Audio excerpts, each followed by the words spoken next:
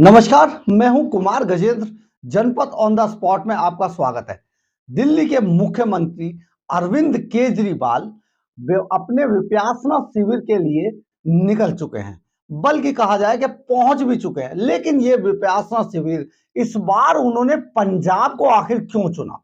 बहुत बड़ी बात है अपने आप में कि पंजाब को आखिर केजरीवाल साहब ने विपासना शिविर के लिए क्यों चुना। ये अपने आप में जरा सोचिए कि बार बार अब घूम फिर के अरविंद केजरीवाल की सुई पंजाब पर जाकर टिक जाती है, क्योंकि पंजाब उन्हें बहुत प्यारा लगने लगा है जब से पंजाब में उनकी सरकार बनी है। और सबसे बड़ी बात, आने जाने के लिए पंजाब का चार्टर प्लेन, भारी सुरक्षा बल और बड़ा तामझाम मुख्यमंत्री साहब के साथ जो है चल पड़ता है पंजाब का। और पैसा किसका? पंजाब सरकार का। पंजाब के खजाने के पैसे को किस तरीके से अब विपासना शिविर के नाम पर इधर से उधर किया जाएगा, ये अपने आप में बड़ी बात है। लेकिन सबसे बड़ी बात यह भी है कि आखिर पंजाब ही क्यों चुना गया।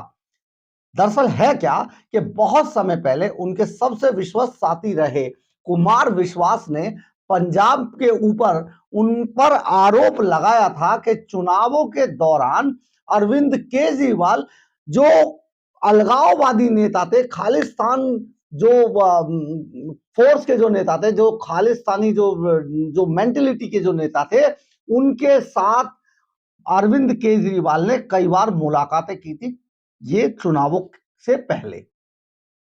तो ये जो बात है, अब वही पंजाब के अलगाववादी नेता, पंजाब के वही जो कहा जाए कि तथाकथित आतंकवादी जिन्हें कहा जा सकता है, जो खालिस्तान समर्थक जो आतंकवादी हैं, उनसे कहीं ऐसा तो नहीं कि उनसे गलभैया डालने गए हों।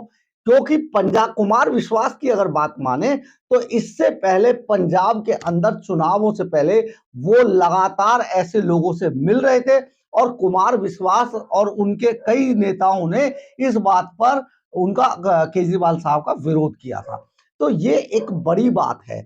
जैसे सिख फॉर जस्टिस, गुरपतवंत सिंह पन्नू, इस टाइम पर जिस तरीके का माहौल पैदा किया जा रहा है और पंजाब जिस तरीके की चीजों में आपने कई महीने पहले अमृतपाल सिंह का जो एपिसोड देखा था, यानी कि पंजाब में अभी बहुत सारे जो खालिस्तान समर्थक जो लोग हैं वो अब एकजुट होते दिखाई दे रहे हैं। और पंजाब बार बार अरविंद केजरीवाल को जिस तरीके से अपने पास बुला रहा है, पंजाब में वो भाग भाग कर जिस तरीके से जा रहे हैं, ये अपने आप में कुछ इशारा करता है। जरा सोचिएगा जरूर, क्योंकि जो पंजाब है, पंजाब के अंदर जो विपासना जो केंद्र है, वो बहुत ज्यादा इतना चर्चित या इतना हाईटेक नहीं है, इतना इतना वो पॉपुलर भी नहीं है कि अरविंद केजरीवाल विपासना कार्यक्रम के लिए पंजाब जाए। इससे पहले वो बेंगलोर जैसी जगहों पर, दूसरी जगहों पर जाते रहे हैं, लेकिन इस बार उन्होंने जानबूझकर पंजाब चुना। जरा सोचिए, एक कहानी तो ये थी, दूसरी कहानी ये है कि पंजाब के अंदर अरविंद केजरीवाल अपने आप को सुरक्षित मानते हैं। यानी कि अरविंद केजरीवाल को यह डर कहीं ना कहीं सता रहा था कि किसी और स्टेट में अगर गए तो वहां से ईडी की टीम उन्हें खींचती हुई ले ना जाए। ईडी के डर से पंजाब में जो ये जनता के बीच में जो ये चीजें प्रचलित हैं, जिस तरीके की चीजें आ रही हैं, जब से ये बात सामने आई है कि अरविंद केजरीवाल पंजाब में अपने विपासना शिविर के लिए गए हैं, तो ये एक और थ्योरी ये भी सामने आ रही है कि जो ईडी के डर से, ईडी से डरे हुए थे अरविंद केजरीवाल, और उनको लगता था कि किसी और अन्य स्टेट में अगर वो गए तो वहां पर ईडी और सीबीआई की टीमें उनको खींचकर कहीं ले ना जाएं, उठाकर बीच विपासना केंद्र से। तो इसलिए भी वो सुरक्षा की दृष्टि से उन्होंने पंजाब को चुना। ये आप समझिए, पंजाब को बार बार क्यों चुन रहे हैं, वो पंजाब को क्यों सुरक्षित मान रहे हैं, क्योंकि पंजाब एक स्टेट है और वहां पर स्टेट की अपनी कुछ मर्यादा है, कुछ गाइडलाइंस है, कुछ उनकी पावर्स हैं, जिनका इस्तेमाल स्टेट होने के नाते पंजाब सरकार पूरी तरीके से करेगी। यानी भगवंत मान के इशारे पर जो चाहेंगे वो करेंगे। इसलिए अरविंद केजरीवाल भाग कर विपासना के लिए वो पंजाब गए हैं। और ये सारा चीज मैं आपको इसलिए भी बता रहा हूं, लेकिन मैं आपको ये भी कहना चाहता हूं कि पंजाब जो विपासना से जितना प्रेम अरविंद केजरीवाल, मुख्यमंत्री अरविंद केजरीवाल को है, उस विपासना का जो सबसे पहली जो शुरुआत हुई थी, दरअसल वो सबसे अच्छी जगह उनके लिए तिहाड़ जेल हो सकती है। अगर विपासना कार्यक्रम ही उनको करना है, विपासना के शिविर अगर अटेंड करने हैं, तो उन्हें ईडी के साथ चले जाना चाहिए था, क्योंकि तिहाड़ जेल के अंदर जितना अच्छा जो विपासना शिविर उनको मिलता, उससे अच्छा कहीं पर भी नहीं मिलता। हम आपको ये भी बता देते हैं कि जो तिहाड़ जेल है, तिहाड़ जेल को जिस वक्त किरण बेदी तिहाड़ जेल की डीजी तिहाड़ जेल हुआ करती थी, उन्होंने तिहाड़ के अंदर विपासना कार्यक्रम शुरू किया था, जो आज तक चल रहा है। यानी कि सबसे ज्यादा बढ़िया विपासना अगर अरविंद केजरीवाल को करनी थी, तो जिस चीज से वो भाग रहे हैं, सबसे अच्छी विपासना तो वहीं पर होती, यानी कि तिहाड़ जेल के अंदर। तो हालांकि इनको बाद में भी तिहाड़ जेल की विपासना कार्यक्रम में ही शामिल होना है, चाहे वो कुछ कर ले, चाहे कितना भाग ले, ये भी अपने आप में बड़ी बात है कि विपासना कार्यक्रम के लिए दूसरी जगह भटकने के बजाय तिहाड़ जेल में ईडी के हाथ आ जाते हैं, चले जाते हैं, और ईडी उनको तिहाड़ भेज देती। तिहाड़ में बैठ के अपना विपासना कार्यक्रम वो आराम से कर सकते थे, जो उन्हें बाद में भी करना पड़ेगा। अब हम आपको बताते हैं कि विपासना क्या है और कहां कहां इसके सबसे अच्छे शिविर है। दरअसल है क्या विपासना का मतलब, जो है विपासना यानी अपने आप को विशेष रूप से देखना। ये समझिए आप इस बात को, इंसान अपने मन में देखना शुरू कर देता है इस शिविर के बाद, इस शिविर के अंदर। किस तरीके से, ये भी हम आपको बताएंगे। ये सारी चीजें, यानी कि संस्कृत में विश्व का मतलब है, विप्यास का मतलब है देखना, देखना होता है। विप्यास का मतलब होता है देखना, और विप्यासा यानी अपने भीतर, अपने अंदर, अंतर मन में देखना, ये विप्यासना का मतलब है। यानी कि इस शिविर के दौरान आपको कुछ ऐसी साधनाएं, ऐसी ऐसी कलाएं सिखाई जाती हैं, जो कि आप पहले अपने अंतर मन के अंदर देखना शुरू कर देते हैं कि मैंने क्या किया, क्या नहीं किया। ये गौतम बुद्ध ने अपनी 6 इंद्रियों को जगाने के, यानी अपने चित्त को शांत करने के लिए यह पूरी कला जो है उन्होंने डेवलप की थी, गौतम बुद्ध ने। ये सारी चीजें हैं। इसमें क्रोध, वासना और लालच जैसे विकारों से मुक्ति पाने के लिए पूरा शिविर का आयोजन किया जाता है। इसके अलग अलग टाइमिंग है, 10 दिन है, 15 दिन है, 1 महीना है, अलग अलग टाइमिंग है इसका सारा। लेकिन ये जो है विशेष रूप से ये अपने अंतर मन में झांकने के लिए ये शिविर, यानी कि ये विपासना का जो पूरा साधना है, ये सीखी जाती है। लेकिन अरविंद केजरीवाल आखिर किस चीज के लिए विपासना, किस चीज के लिए अंदर झांकना चाहते थे? शायद वो शीश महल के ऊपर अंदर झांकना चाहते हो, शायद वो शराब घोटाले में जो पैसा उन्होंने उड़ाया उसके लिए अंदर झांकना चाहते हो, शायद वो इसके बाद ईडी से सच बोल दे कि भैया शराब घोटाला सचमुच मैंने किया था और बहुत सारा करोड़ों अरबों रुपया मैं डकार गया हूं, शायद ये भी कह सकते हैं। लेकिन ऐसा होने वाला नहीं है, ये सिर्फ कयास है, क्योंकि विपासना का मतलब, विप्स का मतलब अंतर्मन, और उसके संस्कृत में पश्य का मतलब अंदर देखना होता है, देखना।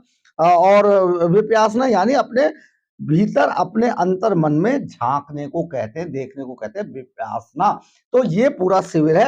अब हम आपको एक और चीज बताते हैं जो आपको सचमुच सुननी चाहिए। जो विपासना के जो सबसे बड़े जो केंद्र है, जहां पर अरविंद केजरीवाल आराम से जा सकते थे, जो गए नहीं, लेकिन पंजाब जैसी जगह को उन्होंने चुना, ये हैरान कर देने वाला है। कहीं ऐसा तो नहीं कि पंजाब में विपासना शिविर के बहाने वो आतंकवादी जो नेता हैं, खालिस्तान समर्थक जो लोग हैं, उनसे मुलाकातें कर रही हो, उनपे कुछ बड़ा बड़ा कुछ करने जा रहे हो, ये सारी चीजें। तो इसमें हम आपको बताते हैं, सबसे बड़ा जो विपासना केंद्र है वो महाराष्ट्र के अंदर है, धम्मागिरी, महाराष्ट्र के अंदर 1976 में इसको शुरू किया गया था। ये सबसे पुराना और सबसे बड़ा, पूरी दुनिया में इससे बड़ा साधना केंद्र नहीं है, ये सबसे बड़ा है। यहां पर जा सकते थे अरविंद केजरीवाल, लेकिन नहीं गए। इसके बाद बोध गया, बिहार में, जहां पर खुद बुद्ध बुद्ध की, जिसको भूमि कहा जाता है, तपोभूमि कहा जाता है, धम्मा बोधि बोध गया बिहार के अंदर बहुत बड़ा ये वो है विपासना केंद्र है। इसके बाद जयपुर में है, 1977 में इसको शुरू किया गया था। एक बहुत ही जबरदस्त जो है वो हिमाचल के धर्मशाला में है, जो 1994 में शुरू किया गया था। इसके बाद हैदराबाद के अंदर है, जो 1997 में शुरू किया गया था। चेन्नई के अंदर है, जो 2005 में शुरू हुआ था। पश्चिम बंगाल में है, 1989 में जिसको शुरू किया गया था। पटना के अंदर बिहार में है, बिहार के पटना के अंदर है, 2018 में शुरू किया गया था। हरियाणा के सोना में है, 2003 में शुरू किया गया था। सारनाथ, उत्तर प्रदेश के सारनाथ में है, जो 2004 में शुरू किया गया था। ये धर्मशाला और महाराष्ट्र वाला जो विपासना केंद्र है धम्मागिरी, ये सबसे बड़ा, पूरी दुनिया का सबसे बड़ा साधना केंद्र कहलाता है। लेकिन जो अरविंद केजरीवाल हैं, यहां भी नहीं गए। धर्मशाला में आप सोचिए, शिमला के अंदर जो है वो भी बड़ा भव्य बना है, बहुत अच्छा विपासना केंद्र है, यहां पर भी नहीं गए। लेकिन पंजाब के अंदर गए, आखिर कारण क्या है? बड़े सवाल खड़े हो रहे हैं, बड़ी बातें हैं, आपको देखना होगा। सोचिए जरा के अरविंद केजरीवाल क्या क्या करना जानते हैं। इसके बाद जब विपासना शिविर का जो 5 दिन का जो शिविर होता है, उसके बाद एक उनको साधना सिखाई जाती है साधक को, जिसको कहते हैं मैत्री, मंगल मैत्री साधना। मंगल मैत्री साधना भी एक बड़ी कहा जाए कि बड़ी कठोर सी साधना है, और इसमें बहुत सारी चीजें, यानी मेरी तरह दूसरों को भी शांति मिले। ये कुल 45 दिन का शिविर होता है। तो अरविंद केजरीवाल शायद संजय सिंह, मनीष सिसोदिया और जो सत्येंद्र जैन है, उनको शांति के लिए भी इस जो मंगल साधना है इसको भी करना चाहिए उनको, लेकिन वो करेंगे नहीं, क्योंकि वो तो सिर्फ 10 दिन के साधना शिविर में गए हैं। तो ये सारी चीजें, आखिर बड़ा सवाल है कि अरविंद केजरीवाल अपने अंतर मन में झांक कर क्या करना चाहते हैं, ये भी सोचिएगा। और कहीं ऐसा तो नहीं कि पंजाब के अंदर जहां ये गए हैं, भारी सुरक्षा के बीच है, और वहां पर परिंदा भी पर नहीं मार पाएगा, ऐसे में वो किन किन नेताओं से, किन लोगों से मुलाकात भी कर सकते हैं, जो कुमार विश्वास ने उन पर आरोप लगाए थे। कहीं ऐसा तो नहीं है उसमें भी सच्चाई हो, और केजरीवाल सबको विपासना शिविर की बात कहकर कहीं ऐसी जगह पर जाकर ऐसे लोगों से मुलाकात कर रहे हो। जरा सोचना पड़ेगा एजेंसियों को, जिस पर कि ऐसे लोगों पर नजर रखी जाए, ताकि किसी विपासना शिविर के नाम पर कहीं दूसरे तरीके की अंतर्मन में झांकने की तैयारी ना चल रही हो। आपको अगर मेरी खबर अच्छी लगी हो तो आप इसे लाइक, सब्सक्राइब और शेयर जरूर कीजिएगा। कमेंट्स बॉक्स में अपनी राय जरूर लिखिएगा, इससे हमें ऊर्जा मिलती है। जय हिंद, जय भारत।